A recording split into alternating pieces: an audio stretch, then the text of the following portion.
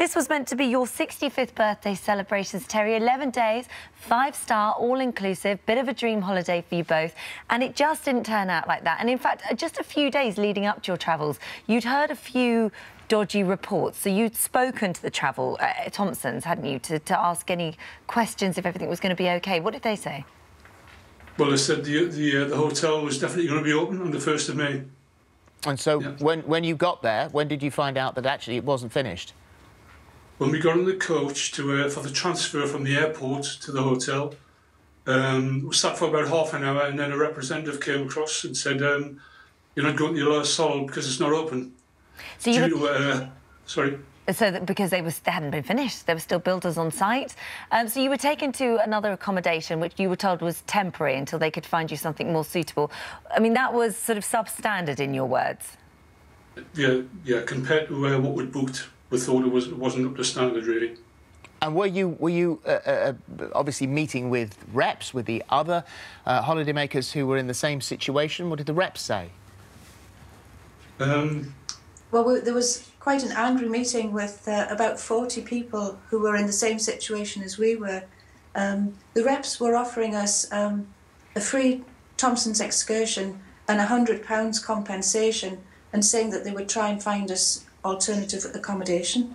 Which, in your eyes, and the eyes of, I think, unanimously, the other holidaymakers all turned that down and said that that wasn't compensation enough. Where did you end up? Where did they put you?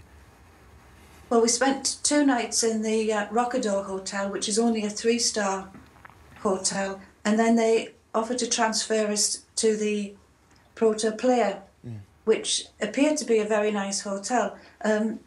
They put us in a taxi and said that the representative at the Player would give us a refund of the taxi fare, but when we actually got there, she didn't have any money to give us. So we're claiming taxi fare from Thompson's as well. And you'd paid $1,650, as Holly said, for this 5-star all-inclusive holiday, and the hotel that you were in was half board. That's right, yeah. So you'd have had to pay for your meals anyway. Well, Thompson's actually said if you just put everything on the room, they would actually pick up the bill. But when they actually transferred us to the next hotel, they said that hotel was all-inclusive. And so when we got there, the representative said, it's not all-inclusive here, it's only half board. So you can understand why then you cut your losses, and what should have been 11 days, I think you were only there for a total of 3 days before you came home. Yeah. And Thompson's put the flight, and you managed to come home. So this is where you are now, looking for compensation. What would you like to see? Well, we need to get, realistically, if they give us our money back, that's what we want, really. Okay. I mean, that wasn't the end of it, because when they actually booked the plane, and they also booked the transfer didn't turn up the next morning. And it had to be the receptionist who actually got us a transfer to the airport. Awful. Well, awful. Thank you, guys. Horrible We'll try and analyse a little bit of this and see what Simon has to say.